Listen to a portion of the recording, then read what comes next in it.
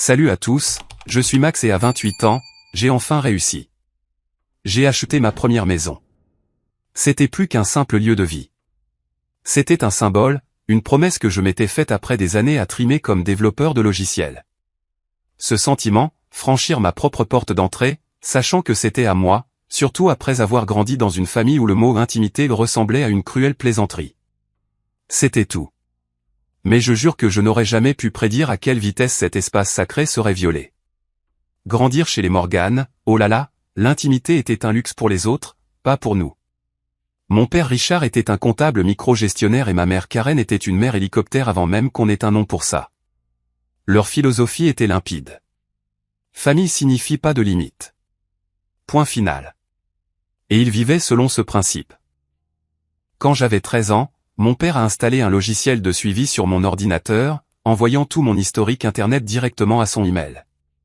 Je l'ai découvert quand il m'a fait la morale sur mes recherches sur la Révolution française. Il s'inquiétait de mon intérêt pour les événements historiques violents. J'étais humilié. Puis, à 15 ans, l'idée que ma mère se faisait de ranger ma chambre signifiait généralement lire mon journal intime.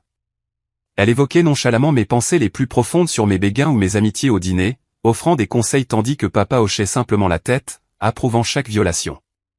Quand j'ai eu 17 ans, mon nouveau smartphone est venu avec une condition non négociable. Ils auraient le mot de passe et pourraient le vérifier quand ils le voulaient. Chaque fois que je protestais, papa me sortait son mantra. Nous sommes tes parents. Nous avons le droit de tout savoir sur toi. Quand tu paieras tes propres factures, alors tu pourras avoir des secrets. Cette phrase était en quelque sorte notre devise familiale.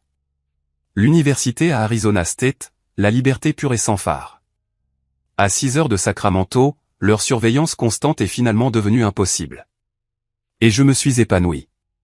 J'ai figuré sur la liste du doyen, j'ai géré ma propre vie, j'ai noué de vraies amitiés, tout ça sans la moindre suggestion parentale. Après mon diplôme, j'ai enchaîné quelques appartements en colocation, mais mes parents les voyaient juste comme des maisons d'entraînement temporaires. Ils croyaient honnêtement que je finirais par retourner à Sacramento, que mon indépendance n'était qu'une phase. Ils n'ont jamais compris que chaque nuit tardive, chaque dollar supplémentaire que j'économisais, chaque choix de carrière que je faisais était une étape stratégique vers la construction d'une vie véritablement indépendante. Mon travail chez RapidTech, une société de logiciels en pleine croissance, était exigeant. De longues heures, un dévouement total. Pendant que mes collègues se plaignaient, je me portais volontaire pour les heures supplémentaires et les projets du week-end. Chaque centime supplémentaire allait directement dans mon fonds pour la maison. Mon superviseur, Blake, a vu ma motivation et m'a vraiment pris sous son aile, accélérant mes promotions et augmentant encore plus mes économies. Après 4 ans d'économies acharnées et un petit héritage de mon grand-père, le seul membre de la famille qui semblait comprendre mon besoin d'autonomie, j'ai finalement eu assez pour un apport. La recherche de maison fut un marathon. 67 propriétés en 8 mois. J'ai fait des recherches sur les taux de criminalité, les impôts fonciers, le potentiel d'appréciation. Je voulais que mon investissement soit solide comme le roc. Ma décision inattaquable, car je savais que mes parents remettraient tout en question. Et puis, quand je m'y attendais le moins, je l'ai trouvé. Un bungalow des années 1950 à Roseville. 2 chambres, une salle de bain et demi, du parquet caché sous une vieille moquette, une bonne structure déguisée par des installations démodées. Surtout, c'était à 30 minutes de la maison de mes parents. Assez proche pour les visites, mais assez loin, pensais-je, pour que les visites à l'improviste soient gênantes. La veuve âgée qui en était propriétaire, déménageant en maison de retraite, a choisi mon offre plutôt que des offres plus élevées parce que je lui avais écrit une lettre promettant de restaurer son charme d'origine. Le jour où j'ai signé ses papiers de vente, le poids de ses clés dans ma main, c'était la première fois que je me sentais vraiment adulte, comme si j'avais mérité ma place dans le monde. Les 2 premiers mois dans ma nouvelle maison ont été une révélation. Paix, autodétermination. Mes matinées commençaient avec un café sur ma petite terrasse arrière, à écouter les oiseaux, pas les commentaires de mes parents sur mon parcours professionnel. Les week-ends sont devenus un joyeux tourbillon de projets de restauration, décaper de la peinture, refaire les planchers, apprendre les bases de la plomberie sur YouTube et d'innombrables voyages à Home Depot. Mon meilleur ami Nathan m'a aidé à installer des ventilateurs de plafond et à peindre les armoires de cuisine en bleu marine profond, une couleur à laquelle ma mère aurait absolument mis son veto car trop sombre, mais qui m'apportait tant de joie. ma collègue Amélia m'a appris à bouturer des plantes d'intérieur, qui ont lentement rempli chaque coin ensoleillé. C'était ma famille choisie, célébrant mon indépendance sans remettre en question chacun de mes gestes. Après 6 semaines, j'ai organisé mon premier dîner. 7 amis serrés autour de ma table à manger vintage, mangeant des lasagnes dans des assiettes dépareillées et buvant du vin dans des bocaux maçonnes parce que, soyons honnêtes, je n'avais pas encore acheté de verre correct. La maison bourdonnait de conversations et de rires, la baptisant officiellement comme étant vraiment la mienne. En partant cette nuit-là, chacun d'entre eux a commenté à quel point la maison me ressemblait déjà. Organisée, mais confortable, modeste, mais réfléchie. Mes parents étaient venus une fois pour une pendaison de crémaillère gênante. Ma mère a critiqué chaque imperfection, tandis que mon père calculait bruyamment la plus-value que je pourrais réaliser avant de passer à une maison familiale. Ils sont partis après 1 heure, clairement déçus que je ne les ai pas consultés pour l'achat. Leur mot d'adieu était « on est juste à un coup de fil. Quand tu auras besoin d'aide pour retaper cet endroit, venez » avec une supposition tacite que ces appels étaient inévitables et imminents. Je n'ai pas appelé. Au lieu de cela, je me suis délecté de résoudre chaque défi de rénovation moi-même ou avec des amis qui respectaient ma vision. Cette confiance grandissante s'est répandue dans tous les aspects de ma vie. J'ai commencé à m'exprimer davantage au travail, à sortir avec des limites plus claires. Je devenais enfin la version de moi-même qui avait toujours été cachée sous les attentes de mes parents. Cette paix fragile, elle a duré exactement 63 jours. Le jour où tout a changé a commencé comme n'importe quel autre, avec une crise de codage au travail. Une vulnérabilité de sécurité critique quelques heures avant une démo client majeure. Ce qui aurait dû être une journée de travail de 9 heures en est devenu une de 12. Un tourbillon frénétique de correctifs, de diagnostics et de documentation. À 19h30 ce soir-là, mes yeux brûlaient, mes épaules me faisaient mal, et ma patience était microscopiquement mince. Mon seul réconfort était la pensée de ma maison tranquille, du curry thaï restant dans le frigo, et de la bouteille de bourbon Blanton escouteuse que j'avais gardée pour célébrer le déploiement de mon premier projet en solo. Je me suis arrêté au Magnolia Market pour des citrons verts frais pour ma boisson de célébration. La caissière, remarquant ma fatigue, a plaisanté en disant que j'avais l'air d'avoir besoin de tout le rayon fruits et légumes. Sa simple connexion humaine a momentanément remonté mon moral alors que je parcourais le dernier tronçon jusqu'à la maison, regardant le coucher de soleil peindre le ciel d'orange et de rose flamboyant. En tournant dans ma rue, cette fierté familière a rempli ma poitrine à la vue de ma modeste maison. Puis je l'ai vue. Des lumières brillaient à travers les fenêtres de mon salon. La lumière de mon Porsche, qui fonctionnait avec une minuterie et n'aurait pas dû être allumée avant 1 heure, projetait une flaque jaune sur mes marches. Ma voiture a ralenti. Confusion, puis alarme. Avais-je laissé des lumières allumées ce matin? Impossible. Mon habitude de tout vérifier 2 fois était quasi compulsive. Quelqu'un s'introduisait-il? Notre quartier avait connu quelques cambriolages récemment. Mon cœur battait à tout rompre contre mes côtes. Je me suis garé de l'autre côté de la rue, pas dans mon allée, ayant besoin d'espace pour évaluer la situation. J'ai appelé Nathan, chuchotant en expliquant la situation. Il m'a dit d'appeler la police, mais quelque chose au fond de moi me poussait à la prudence. Laisse-moi juste jeter un œil par la fenêtre d'abord, ai-je sifflé, approchant de ma propre maison comme un intrus. Alors que je me glissais sur le chemin latéral vers la baie vitrée, un son familier m'a arrêté net. Des rires. Les rires de mes parents, à travers une fente dans les rideaux que je n'avais pas complètement fermés ce matin-là. Je les ai vus. Mes parents nonchalamment installés sur mon canapé comme s'ils étaient chez eux. Ma mère avait enlevé ses chaussures, les pieds repliés sous elle, feuilletant un magazine de décoration que je ne reconnaissais pas. Et mon père, un verre à la main, regardant ma télévision, se servant du bourbon Blanton que j'avais gardé. La vue surréaliste m'a figé. Leur avais-je donné une clé et oublié? Avions-nous prévu une visite qui m'était sortie de l'esprit dans le chaos de la journée de travail? Non. Aucune de ces explications ne collait. C'était une entrée non autorisée, lien de sang ou pas. J'ai mis fin à l'appel avec Nathan, promettant de lui donner des nouvelles plus tard, et j'ai pris 3 profondes inspirations tremblantes avant d'insérer ma clé dans la serrure. Le clic de la serrure a provoqué une onde dans la pièce. Alors que j'ouvrais la porte, mon sac de citron vert pendant à ma main, mon sac d'ordinateur en bandoulière, mes parents ont levé les yeux. Non pas avec culpabilité, mais avec une attente décontractée. « Te voilà » s'exclama ma mère, comme si j'étais en retard à un rendez-vous dans ma propre maison. On se demandait quand tu rentrerais. Mon salon immaculé, que j'avais laissé parfait ce matin-là, avait été subtilement réarrangé. Mon fauteuil de lecture était tourné vers la télé au lieu de la fenêtre. Un nouveau plaid que je n'avais jamais vu couvrait une partie de mon canapé. Un vase de lys frais.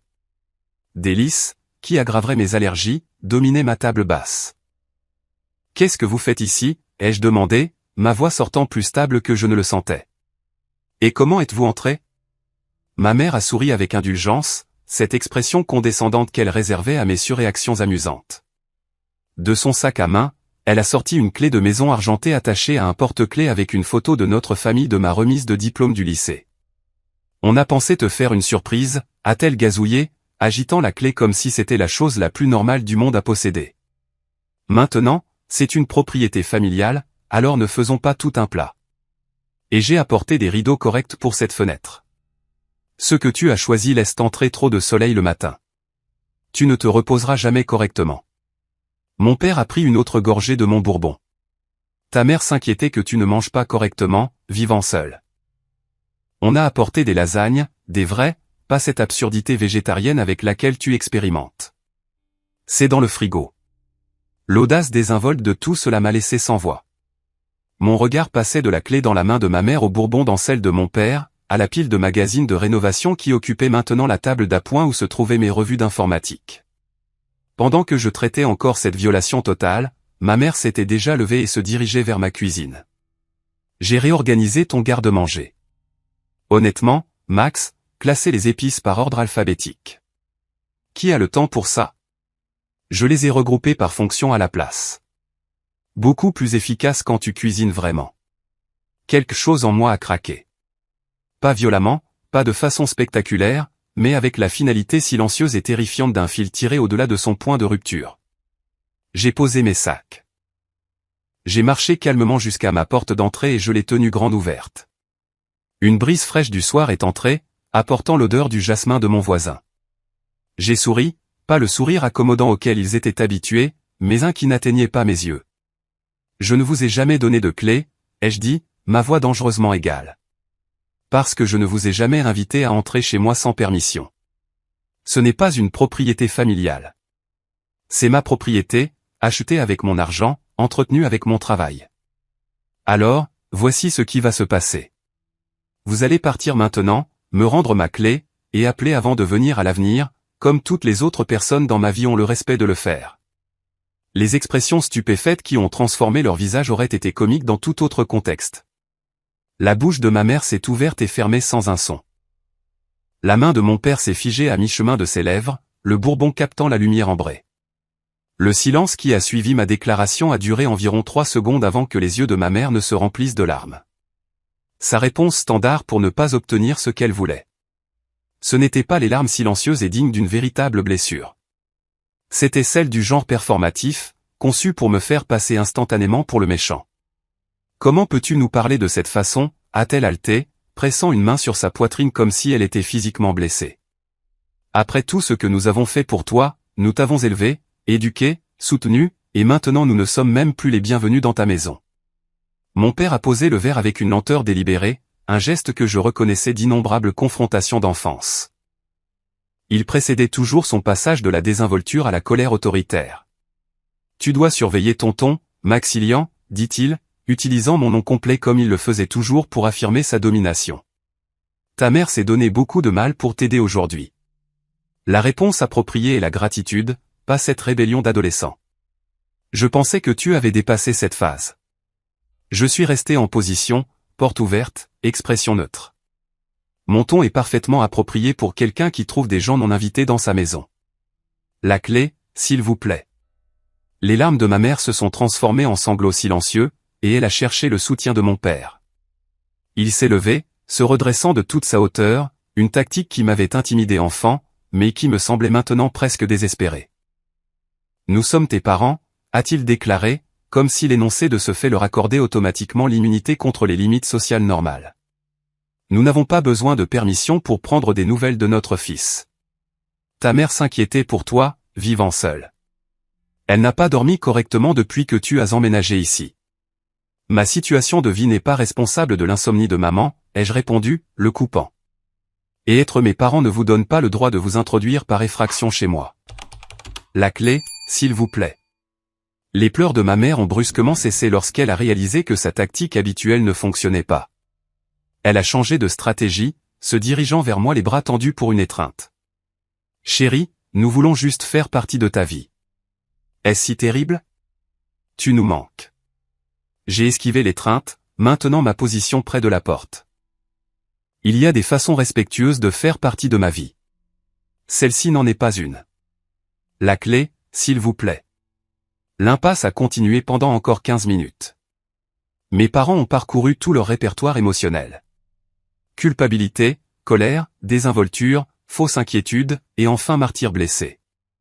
J'ai répété ma demande pour la clé 11 fois avant que ma mère ne l'extrait finalement de son sac à main et la pose sur ma table d'entrée plutôt que de me la donner directement. Un petit mais révélateur acte d'agression passive. J'espère que tu réalises à quel point tu es blessant, a-t-elle reniflé, rassemblant son sac et les sacs de course qui, je le remarquais maintenant, contenaient des améliorations non autorisées supplémentaires pour ma maison. Nous voulions seulement aider. Mon père a vidé le reste de mon bourbon avant de se lever. Quand tu te calmeras et que tu y réfléchiras rationnellement, tu réaliseras que tu surréagis. La famille est de la famille, Max. C'est comme ça que ça marche. Les limites aident les familles, ai-je contré, ma voix ferme. C'est comme ça que fonctionnent les relations saines. Alors qu'il se déplaçait à contre-cœur vers la porte, ma mère s'est arrêtée pour ajouter, j'ai laissé quelques notes sur ton réfrigérateur sur les améliorations dont cet endroit a besoin. Le calfeutrage de la salle de bain est atroce, et ses armoires de cuisine sont trop sombres pour un si petit espace. On peut t'aider à tout réparer le week-end prochain. Je ne serai pas disponible le week-end prochain, ai-je dit, sans préciser que mon indisponibilité se prolongerait indéfiniment jusqu'à ce qu'il fasse preuve de respect pour mon autonomie. Leur départ de ma propriété a été marqué par le genre de sortie dramatique que ma mère avait perfectionné au fil des années de désaccords domestiques. Soupir bruyant, regard en arrière, et une dernière pique de mon père. Quand on possède une maison, on réalise à quel point on a besoin d'aide. Ne sois pas trop fier pour appeler quand les choses commenceront à se casser, ce qui arrivera. J'ai fermé la porte derrière eux, j'ai engagé le pêne dormant, et je me suis appuyé contre la surface en bois massif, mon cœur battant comme si j'avais couru un marathon. La maison semblait différente, contaminée par leur présence d'une manière qui transcendait les réaménagements physiques. Une inspection méthodique de ma maison a révélé toute l'étendue de leur ingérence. Ma mère avait en effet réorganisé mon garde-manger, regroupant les épices dans un système compréhensible seulement par elle. Elle avait remplacé mon rideau de douche par un motif floral qui jurait avec mes carreaux de salle de bain. Ma bibliothèque soigneusement organisée avait été réarrangée, certains livres, notamment ceux sur les limites personnelles et la psychologie, mystérieusement relégués à l'étagère du bas. Plus troublant encore, mon bureau à domicile montrait des signes d'un examen approfondi. Les câbles d'ordinateur que j'arrangeais méticuleusement avaient été débranchés et reconnectés à la va-vite. Le tiroir de mon classeur n'était pas complètement fermé, un péché capital dans mon système d'organisation. Et mon carnet contenant des réflexions personnelles et des projets futurs avait été déplacé de son tiroir au bureau. Le réfrigérateur portait cette post-it jaune avec l'écriture en boucle de ma mère, chacun détaillant des améliorations urgentes allant de remplacer le robinet de la salle de bain, l'actuel gaspille de l'eau à envisager des rideaux plus clairs, trop masculins et sombres. La note finale disait simplement « La chambre d'amis ferait une parfaite nurserie un jour. Discutons des couleurs de peinture la prochaine visite. » Le sommeil m'a fui cette nuit-là malgré ma fatigue physique. Je suis resté éveillé, rejouant la confrontation, analysant si j'aurais pu la gérer différemment tout en maintenant mes limites. Vers 2 heures du matin, mon téléphone a commencé à vibrer de messages textes. De maman, je vérifie juste que tu vas bien. Tu semblais très stressé.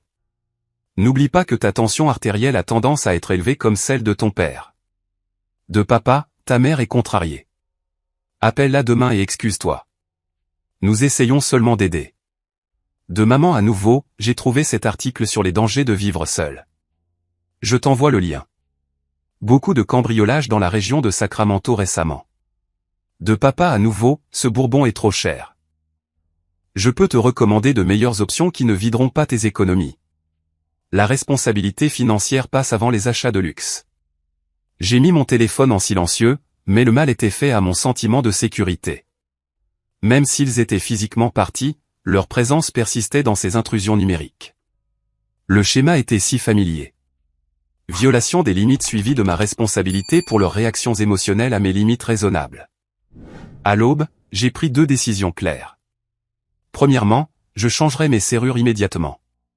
Deuxièmement, je ne répondrai pas aux textos, établissant une limite d'information pour compléter la limite physique.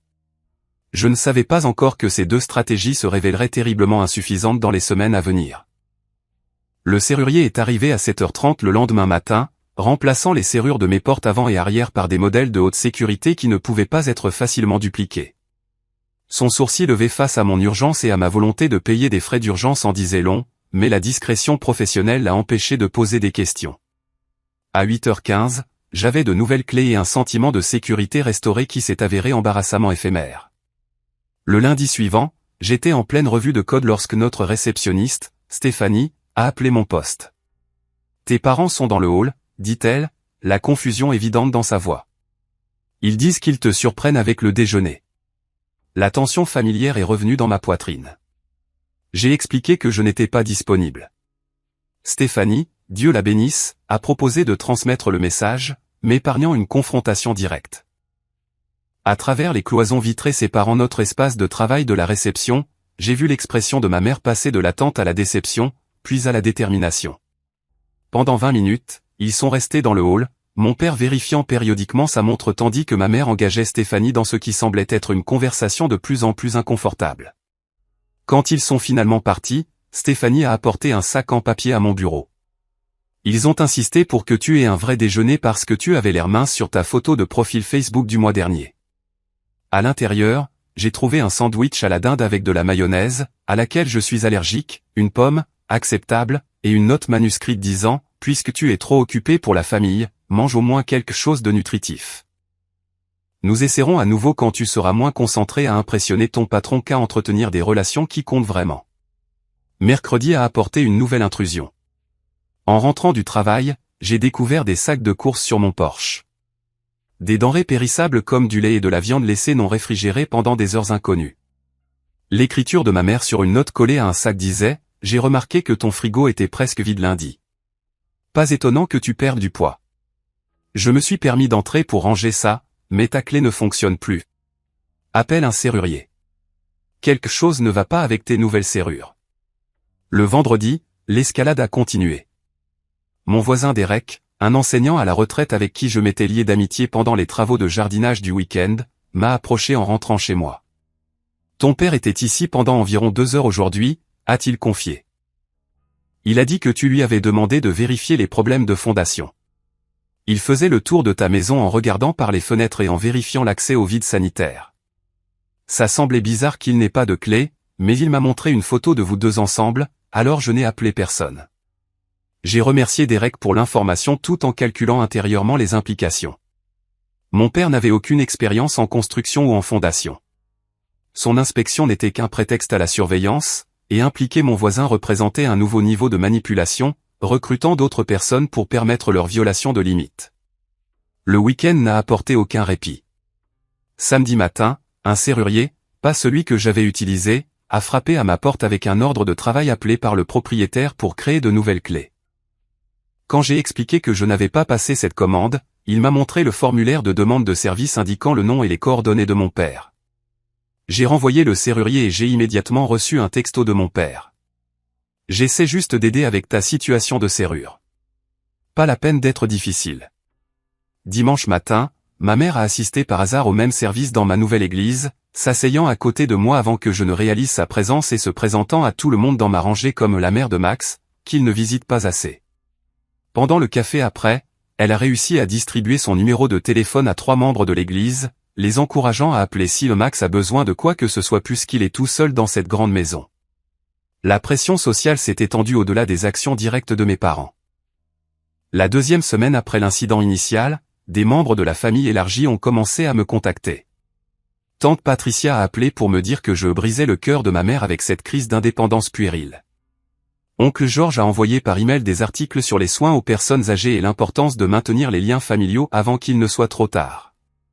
Mon cousin Steven, avec qui j'avais toujours été proche, m'a envoyé un texto pour demander « Qu'est-ce que j'entends dire que tu as interdit à tes parents de venir chez toi ?»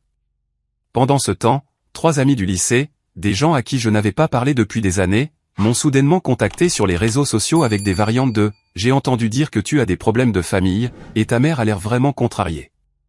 La nature coordonnée de ces contacts a confirmé mes soupçons. Mes parents travaillaient systématiquement à créer une pression externe pour me forcer à revenir à la conformité avec leurs attentes. Le point de rupture est arrivé 3 semaines après cette invasion initiale. Travaillant tard pour éviter de rentrer chez moi, un état psychologique que je n'avais pas connu depuis le lycée, je suis finalement rentré chez moi vers 21h. La lumière du porche a éclairé une scène qui m'a arrêté sur le seuil. À travers la fenêtre de mon salon, je pouvais voir que toutes les portes des armoires de cuisine étaient ouvertes. Les tiroirs avaient été sortis. Le contenu de mon garde-manger semblait à nouveau réarrangé. En parcourant ma maison avec une incrédulité croissante, j'ai découvert que ma mère avait complètement réorganisé ma cuisine selon son système, jetant les contenants de stockage qu'elle jugeait inutiles et étiquetant les étagères avec ses arrangements préférés. Dans mon bureau, mon père avait réparé mon bureau d'ordinateur en le surélevant de 5 cm avec des blocs de bois, laissant une note expliquant que c'était mieux ergonomiquement pour quelqu'un de ta taille. Ma configuration de moniteur soigneusement calibrée avait été ajustée, les câbles réacheminés, et plus alarmant encore, mon disque dur de sauvegarde externe était maintenant connecté différemment. Une vérification des images de ma caméra de sécurité, installée après le changement de serrure, a révélé la vérité écœurante. Ils avaient convaincu ma voisine d'à côté, Lisa, qu'ils apportaient des rénovations surprises pendant que j'étais au travail. Lisa, qui ne les avait jamais rencontrés auparavant, avait été persuadée de les laisser accéder à mon jardin, où ils ont récupéré la clé d'urgence que je gardais cachée pour les véritables urgences. Cette violation transcendait le simple franchissement de limites. Elle représentait un mépris total de mes souhaits explicites et une campagne sophistiquée pour saper mon indépendance. Alors que je me tenais dans ma cuisine réarrangée, une clarté soudaine et terrifiante a émergé à travers le brouillard de la frustration. Changer les serrures ne suffisait pas. J'avais besoin d'une stratégie globale pour aborder les dimensions psychologiques et sociales de ce conflit, pas seulement l'accès physique. Le lendemain matin, au lieu d'aller travailler, je me suis déclaré malade pour la première fois en 3 ans et j'ai pris un rendez-vous d'urgence avec le docteur Rachel Winters, une thérapeute que je voyais occasionnellement pour travailler sur les schémas de mon enfance. Je suis arrivé à son cabinet avec des cernes sous les yeux et une liste de 3 pages dactylographiées des violations de limites survenues en seulement 3 semaines. Ce que nous observons est une explosion d'extinction, a expliqué le docteur Winters après avoir examiné ma situation. Lorsque des comportements bien ancrés rencontrent soudainement une résistance, ils s'intensifient souvent de façon spectaculaire avant de s'atténuer. Vos parents escaladent parce que vos limites menacent leur sentiment de contrôle et leur identité de parents. Pendant 90 minutes, nous avons développé un plan d'intervention stratégique. J'avais besoin de limites claires et applicables avec des conséquences spécifiques, communiquées dans un cadre neutre où mes parents ne pourraient pas contrôler l'environnement. Le docteur Winters a joué avec moi les réponses parentales potentielles, me préparant aux tactiques de manipulation émotionnelle qui suivraient inévitablement. Rappelez-vous, a-t-elle souligné à la fin de notre session, leur réaction à des limites raisonnables est une information sur eux, pas sur la validité de vos besoins. Vous avez à la fois le droit et la responsabilité de protéger votre espace physique et émotionnel. Cet après-midi-là, j'ai consulté Anthony Garcia, un ami d'université devenu avocat immobilier. Il m'a exposé mes options légales concernant l'entrée non désirée, soulignant que bien que poursuivre une action en justice contre sa famille soit émotionnellement compliqué, documenter chaque incident renforcerait ma position si des ordonnances restrictives devenaient un jour nécessaires. Envoyez une lettre recommandée avec accusé de réception révoquant explicitement la permission d'entrer dans votre propriété, a conseillé Anthony. Cela crée une trace écrite et clarifie que les futures entrées constituent une violation de domicile, indépendamment du lien de parenté. Armé de conseils professionnels, j'ai exécuté la phase suivante de mon plan. J'ai envoyé un texto à mes parents, les invitant à dîner chez Castellano, un restaurant italien haut de gamme à égale distance de nos maisons. Le territoire neutre empêcherait les scènes. Ma mère détestait l'embarras public plus que presque tout. Et l'heure de la réservation, 18h30 un mardi, limiterait naturellement la durée de l'interaction en raison de la popularité du restaurant et du roulement des tables. Leur réponse a été immédiate et révélatrice. Mon père a textoté, « Tu reviens enfin à la raison, ta mère sera contente ». Ma mère a appelé dans les minutes qui ont suivi, « Je prévois déjà d'arriver en avance pour discuter de quelques idées pour la rénovation de ta salle de bain d'invités ». Ces réponses ont confirmé qu'ils interprétaient mon invitation non pas comme une conversation pour fixer des limites, mais comme une capitulation, exactement comme le docteur Winters l'avait prédit. Le mardi soir est arrivé avec une anxiété qui me nouait l'estomac, que je n'avais pas ressenti depuis les examens finaux de l'université. Je suis délibérément arrivé 20 minutes en avance pour sécuriser notre table et établir un avantage psychologique du terrain, pour découvrir que mes parents étaient déjà assis. Ma mère réarrangeait les couverts et mon père interrogeait le serveur sur les sélections de vins que mon fils pourrait apprécier. Nous avons pris la liberté de commander des hors-d'œuvre, a annoncé ma mère alors que je m'asseyais. Tu mets toujours trop de temps à te décider et la bruschetta ici est apparemment exceptionnelle. Et j'ai choisi un Barolo qui ne ruinera pas ton budget, a ajouté mon père. La marge sur le vin dans les restaurants est du vol qualifié, mais celui-ci est raisonnable. Leur présomption s'étendant même à ce repas que j'avais initié et que je paierais, illustrait parfaitement la dynamique que je devais aborder. J'ai attendu après les commandes de boissons et les hors-d'œuvre, permettant au rituel social d'établir un vernis de normalité avant d'introduire le véritable but de notre réunion. Je vous ai invité ce soir parce que nous devons discuter de quelque chose d'important, ai-je commencé, gardant ma voix mesurée malgré mon cœur qui battait la chamade. La dynamique actuelle entre nous ne fonctionne pas et je veux établir des schémas plus sains avant que notre relation ne subisse des dommages permanents. Ma mère a immédiatement tendu la main vers la mienne à travers la table. Nous nous inquiétions exactement de ça. Tu as été distant et froid et nous sommes préoccupés par ton isolement dans cette maison. Ton père et moi parlions d'eux. S'il te plaît, laisse-moi finir, ai-je interrompu doucement mais fermement. Il ne s'agit pas de ma maison ou de mes choix de vie. Il s'agit de limites et de respect entre adultes. J'ai sorti une petite fiche de ma poche, non pas parce que j'avais besoin de notes pour cette conversation que j'avais répétée à maintes reprises, mais parce que l'objet physique fournissait un point de mire concret. Je veux être clair sur 3 limites spécifiques à l'avenir. Premièrement, personne n'entre chez moi sans une invitation explicite à chaque fois. Avoir une clé, qui a été obtenue à mon insu, ne constitue pas une permission permanente d'entrée. L'expression de mon père s'est assombrie. C'est ridicule. Nous sommes une famille, pas des étrangers. Deuxièmement, ai-je continué comme s'il n'avait pas parlé.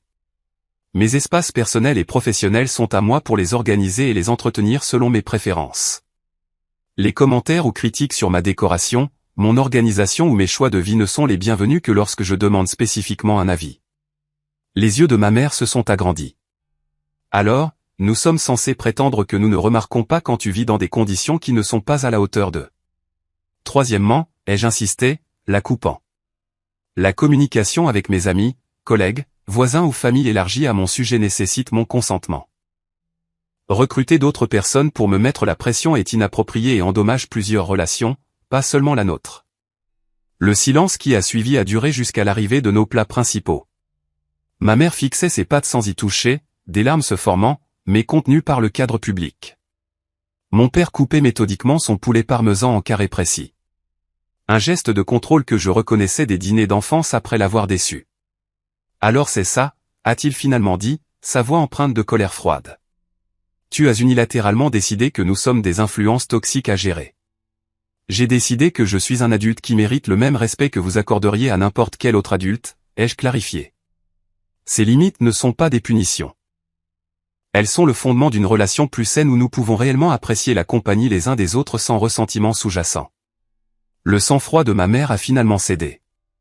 Après tout ce que nous avons sacrifié pour toi, a-t-elle pleuré, sa voix s'élevant malgré le cadre du restaurant. C'est comme ça que tu nous remercies, en nous traitant comme des intrus. En nous embarrassant en public avec cette intervention. Plusieurs convives à proximité ont jeté un coup d'œil dans notre direction. Le serveur qui s'approchait avec des recharges d'eau s'est détourné vers une autre table. Je n'essaie d'embarrasser personne, dis-je calmement. C'est pourquoi j'ai choisi une table privée dans un restaurant au lieu d'avoir cette conversation dans mon salon ou le vôtre. J'essaie de trouver une voie à suivre qui respecte les besoins de chacun. Tes besoins semblent être d'exclure ta famille de ta vie, a contré mon père, sa voix tendue de colère contenue. Ce n'est pas une limite, Max. C'est un rejet des personnes qui ont fait de toi ce que tu es. Je ne vous exclus pas, ai-je expliqué patiemment. Je demande des interactions basées sur le respect mutuel plutôt que sur une autorité présumée. Vous êtes les bienvenus dans ma vie et ma maison, avec une invitation et une considération pour mon autonomie. La conversation s'est rapidement détériorée à partir de là. Ma mère a abandonné toute prétention de sang-froid. Les larmes coulant librement alors qu'elle détaillait les sacrifices faits pendant mon enfance. Les leçons de musique que j'avais supplié d'avoir. L'équipement sportif pour lequel il s'était serré la ceinture. Mon père est passé de la colère froide aux menaces ouvertes, suggérant qu'il pourrait avoir besoin de repenser l'aide financière avec tes prêts étudiants, des prêts que je gérais de manière indépendante depuis mon diplôme, et de reconsidérer les discussions sur l'héritage que nous avons eu. Une référence manipulatrice à un argent futur hypothétique que je n'avais jamais pris en compte dans ma planification. Quand ma mère a commencé à raconter bruyamment mes urgences médicales d'enfance et comment elle avait dormi à côté de ton lit d'hôpital pendant 3 nuits quand tu avais une pneumonie, attirant les regards des tables voisines, j'ai reconnu la futilité de continuer. Ce lieu public, choisi pour empêcher exactement cette scène, était plutôt devenu un théâtre pour leur performance émotionnelle. J'ai demandé l'addition, j'ai payé alors qu'ils étaient encore en pleine dispute, et je me suis levé pour partir. Je tiens à vous deux, ai-je dit calmement. C'est pourquoi j'essaie d'établir une relation qui fonctionne pour nous tous en tant qu'adultes. J'espère que vous considérerez ce que j'ai dit une fois que les émotions ne seront plus aussi vives. Les derniers mots de mon père alors que je m'éloignais, ne t'attends pas à ce que nous accourions la prochaine fois que tu auras besoin d'aide avec cette maison qui est un gouffre financier, résonnait dans mes oreilles alors que je rentrais chez moi en voiture. J'étais à la fois soulagé que la confrontation soit terminée et dévasté par son échec prévisible. La conversation ratée au dîner a rendu une chose abondamment claire. Les limites verbales seules ne suffiraient jamais. Le lendemain matin, j'ai mis en œuvre le plan de sécurité complet qu'Anthony m'avait aidé à développer. Un serrurier a installé des pennes dormants de qualité commerciale avec des clés qui ne pouvaient pas être dupliquées sans formulaire d'autorisation signé. Des claviers électroniques avec des codes programmables ont remplacé les serrures traditionnelles sur les 2 portes extérieures, me permettant d'accorder un accès temporaire si nécessaire sans distribuer de clés physiques. Un système de sécurité complet a suivi. Des capteurs de porte, des détecteurs de mouvement et des alarmes de fenêtres connectés à un service de surveillance avec mes parents explicitement listés comme utilisateurs non autorisés qui ne pouvaient pas demander de dérogation au système. La caméra de sonnette que j'avais installée plus tôt a été complétée par des caméras extérieures supplémentaires, couvrant tous les points d'entrée potentiels, avec des images sauvegardées sur un stockage cloud auquel moi seul pouvais accéder. Derek, mon voisin retraité qui avait été recruté à son insu dans les stratagèmes de mes parents, est devenu un allié précieux une fois que je lui ai expliqué la situation. Ma sœur a fait des coups similaires avec mon neveu, a-t-il confié. Certaines personnes ne peuvent pas accepter quand la relation parent-enfant évolue. Je garderai un œil et je te préviendrai s'il se présente pendant que tu es au travail. J'ai fourni un contexte similaire à mes voisins directs des 2 côtés et de l'autre côté de la rue, présentant la situation avec tact comme mes parents ont du mal à respecter les limites alors que j'établis mon indépendance plutôt que de détailler l'étendue de leurs violations. Ce réseau de voisins avertis a créé un filet de sécurité communautaire sans brûler les ponts par une divulgation excessive. Les mesures de sécurité physique ne traitaient qu'une dimension du problème.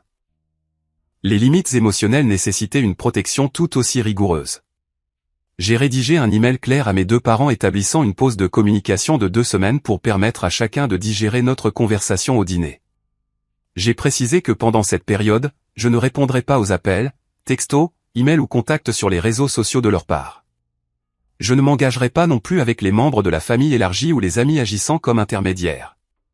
Après cette période de réflexion, ai-je écrit, je serai ouvert à la communication par texto alors que nous reconstruisons la confiance.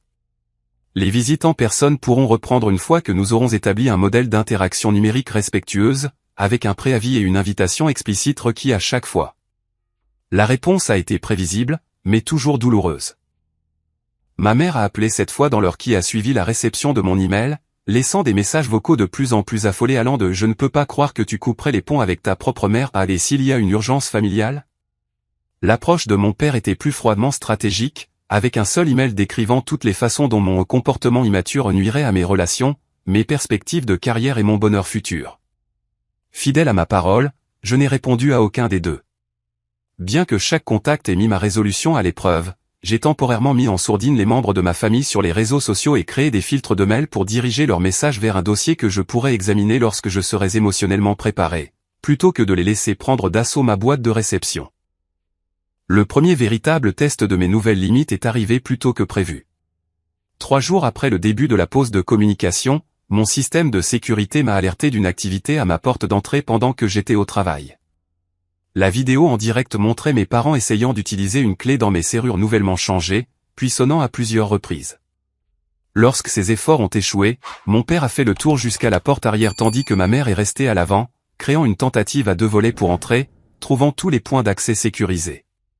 Ils se sont finalement retirés dans leur voiture où ils sont restés garés devant ma maison pendant 27 minutes.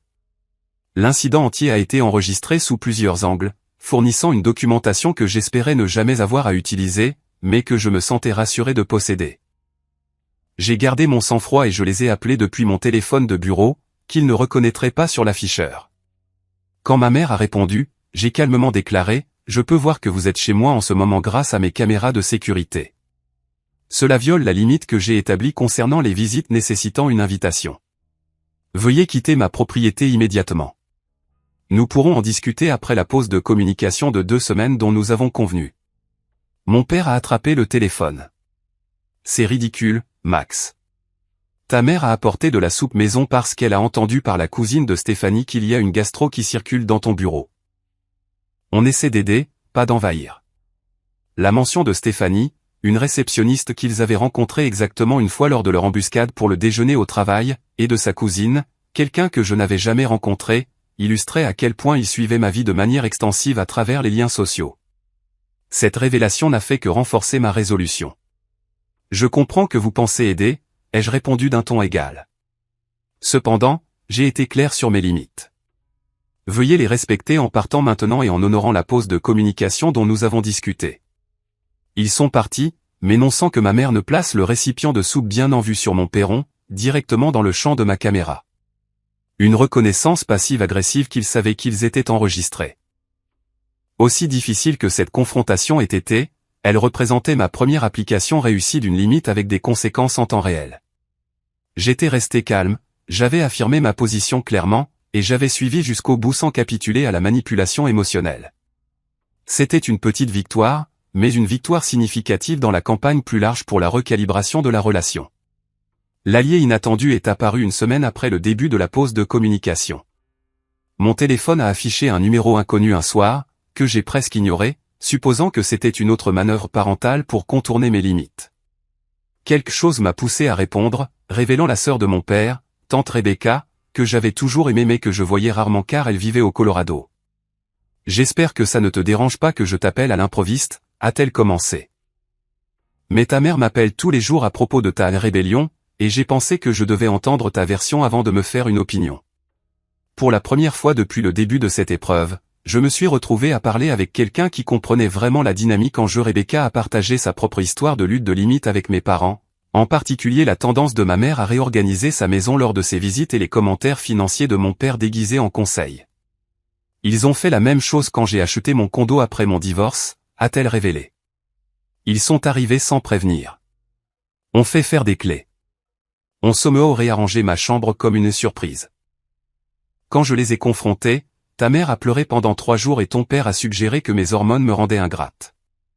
La validation de Rebecca, que je ne surréagissais pas ou n'était pas déraisonnable, a fourni une ancre psychologique dont j'avais désespérément besoin. Sa perspective de quelqu'un qui aimait mes parents mais reconnaissait leurs problèmes de limite offrait un aperçu équilibré sans le biais de mon implication émotionnelle. Il m'a fallu près de 2 ans de limites constantes avant qu'il n'accepte mon autonomie, a-t-elle admis. Il y a eu beaucoup de rechutes et de culpabilisation, mais nous avons finalement atteint une relation fonctionnelle. Pas parfaite, mais fonctionnelle. Tu peux y arriver aussi, mais seulement si tu tiens bon maintenant, quand c'est le plus difficile. Elle a proposé de leur parler en tant que tierce partie neutre, expliquant comment leur comportement apparaissait d'un point de vue extérieur et les aidant potentiellement à comprendre les dommages qu'ils causaient à notre relation. J'ai accepté avec gratitude, reconnaissant que parfois les messages reçus de père ont un poids que les mêmes mots venant des enfants, même adultes, ne peuvent avoir. La conversation avec tante Rebecca a marqué un tournant dans mon approche. J'avais conceptualisé la situation comme un conflit binaire, mes limites contre leur invasion. Mais elle m'a aidé à la voir comme une transition difficile nécessitant un ajustement de toutes les parties. Ce recadrage n'excusait pas leur comportement, mais le contextualisait de manière à le rendre moins personnellement blessant et plus reconnaissable comme leur limitation plutôt que mon échec. Le chemin vers un nouvel équilibre n'a pas été rapide ni simple, mais il a été constant. La pause de communication de 2 semaines s'est étendue à 3 lorsque mes parents ont tenté de la contourner lors du mariage de ma cousine, où ils m'ont coincé près de la table des cadeaux pour discuter de cette situation ridicule. Je me suis calmement excusé et j'ai plus tard envoyé un email de réinitialisation prolongeant la pause jusqu'à ce que nous puissions nous mettre d'accord sur les paramètres d'interaction de base. À la 4e semaine, des signes d'ajustement ont commencé à apparaître. Ma mère a envoyé un texto, un seul, pas le barrage habituel, qui disait simplement « Quand tu seras prêt à parler, nous le serons aussi ». Sans pression. Il ne contenait aucun langage culpabilisant, aucune référence à ma cruauté ou à leur inquiétude. Ce simple message représentait un progrès significatif dans le respect des limites que j'avais établies. 2 jours plus tard, mon père a suivi avec un email dépourvu de son ton condescendant habituel. Ta tante Rebecca a suggéré que nous avons peut-être outrepassé nos droits. Ce n'était pas notre intention. J'aimerais mieux comprendre ta perspective quand tu seras ouvert à la partager. Ces branches d'olivier timides ont permis un réengagement prudent. J'ai répondu en appréciant leur message et j'ai suggéré un appel téléphonique le week-end suivant, un choix délibéré, offrant une connexion tout en maintenant une distance physique. L'appel, bien que parfois tendu, est resté largement productif car j'ai réaffirmé mes limites et, surtout, ils ont réellement écouté sans rejet immédiat. 3 mois après la confrontation initiale, nous avons atteint une entente fragile mais fonctionnelle. Mes parents appelleraient ou enverraient un texto avant toute visite, attendant une réponse affirmative avant d'arriver. Ils ne commentaient plus l'organisation de ma maison ou ma décoration, sauf si je sollicitais spécifiquement leur avis. Plus significativement, ils ont commencé à me reconnaître comme un adulte indépendant avec des préférences valables plutôt qu'un enfant faisant des choix qu'ils devaient corriger. La première visite véritablement respectueuse a eu lieu 4 mois après l'incident. Ma mère a appelé 3 jours à l'avance, demandant si le dimanche après-midi leur conviendrait pour passer. Elle a précisé qu'il resterait environ 2 heures et a demandé s'il y avait quelque chose qu'il pouvait apporter plutôt que de supposer ce dont j'avais besoin. Mon père a appelé le matin de la visite, confirmant leur heure d'arrivée et vérifiant si cela convenait toujours. Ces petites courtoisies, en apparence, représentaient des changements monumentaux dans notre dynamique. Pendant la visite elle-même, ma mère s'est visiblement mordu la langue quand elle a remarqué que j'avais peint ma chambre d'amis d'un bleu profond qu'elle n'aurait jamais choisi. Mon père s'est abstenu de m'interroger sur mes cotisations de retraite quand j'ai mentionné une prime au travail. Il faisait clairement des efforts, aussi inconfortables soient-ils, pour respecter les limites que nous avions établies. Alors que notre relation se recalibrait, j'ai remarqué des effets d'entraînement positifs dans d'autres domaines de ma vie. La confiance acquise en tenant tête à mes parents s'est traduite par une plus grande assurance au travail. Lors d'une réunion de planification de projet, j'ai respectueusement mais fermement repoussé lorsque mes idées étaient interrompues à plusieurs reprises, gagnant un signe d'approbation de mon superviseur et établissant un précédent pour une dynamique d'équipe plus équitable. Mes nouvelles compétences en matière d'établissement de limites ont également amélioré ma vie amoureuse. Lorsque Michael, un homme que je voyais de manière décontractée, a commencé à manifester des comportements de contrôle préoccupants, m'envoyant des textos à répétition lorsque je ne répondais pas immédiatement et remettant en question mes projets sociaux indépendants, j'ai abordé le problème directement plutôt que de m'accommoder pour maintenir la paix. Au lieu d'escalader comme je le craignais, la communication claire a en fait renforcé notre connexion, menant à une relation plus équilibrée, construite sur le respect mutuel. Même mes amitiés ont bénéficié de cette croissance personnelle. Je me suis retrouvé plus à l'aise pour exprimer mes préférences plutôt que de tomber par défaut dans des comportements visant à plaire aux autres. Lorsque mon ami Jordan a suggéré un restaurant que je n'aimais pas pour notre dîner mensuel, j'ai simplement proposé une alternative plutôt que d'acquiescer silencieusement comme je l'aurais fait auparavant. Cette authenticité, paradoxalement, a approfondi notre connexion plutôt que de créer le conflit que j'aurais craint autrefois. 6 mois après ce mardi soir où j'ai trouvé mes parents dans mon salon, j'ai organisé une petite pendaison de crémaillère, la célébration appropriée que ma maison méritait. Mes parents y ont assisté en tant qu'invités, arrivant à leur spécifier avec un cadeau de pendaison de crémaillère attentionné, un tampon d'adresse personnalisé que j'avais en fait mentionné vouloir, plutôt que des améliorations de maison non sollicitées. En les regardant interagir respectueusement avec mes amis, collègues et voisins, se présentant sans histoire d'enfance embarrassante ou commentaires désobligeants, j'ai ressenti un mélange complexe d'émotions, fierté de notre croissance collective, gratitude pour la confrontation difficile mais nécessaire qui a catalysé le changement, et espoir pour la relation en évolution que nous construisions sur des fondations plus saines.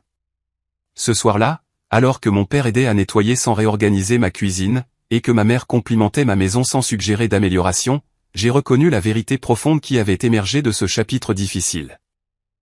La propriété s'étend bien au-delà des actes de propriété et des paiements hypothécaires. La véritable propriété englobe vos décisions, vos limites et votre droit de définir les relations en des termes mutuellement respectueux. Les clés de la maison dans ma poche représentaient plus qu'un accès à un espace physique. Elles symbolisaient l'autorité de déterminer qui entrait à la fois dans ma maison et dans ma vie, dans quelles conditions et avec quelles attentes. Cette autorité n'était pas gardée égoïstement, mais administrée avec réflexion, créant un espace pour une connexion authentique plutôt qu'une conformité obligatoire. Alors que mon dernier invité partait et que mes parents se préparaient à partir sans supposer qu'il resterait dormir ou reviendrait sans prévenir, ma mère s'est arrêtée à la porte. « Ton grand-père serait fier de cet endroit », a-t-elle dit simplement. « Et de toi ?» Le commentaire, exemple de manipulation ou d'arrière-pensée, ressemblait à la confirmation finale de notre nouvelle dynamique. Nous avions parcouru un chemin difficile ensemble et en étions sortis avec quelque chose de plus précieux qu'un accès ou une autorité incontestée. Nous avions construit un respect mutuel. Parfois, la chose la plus aimante que vous puissiez faire est de dire non à ceux que vous aimez le plus.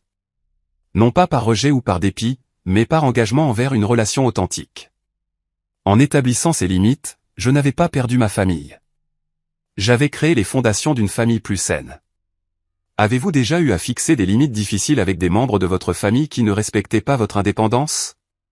Partagez votre expérience dans les commentaires ci-dessous. Si mon histoire a résonné en vous, veuillez appuyer sur le bouton j'aime et vous abonner pour plus de leçons de vie réelle sur la navigation dans les relations compliquées. Merci d'avoir écouté et souvenez-vous, posséder vos limites est la première étape pour posséder votre vie.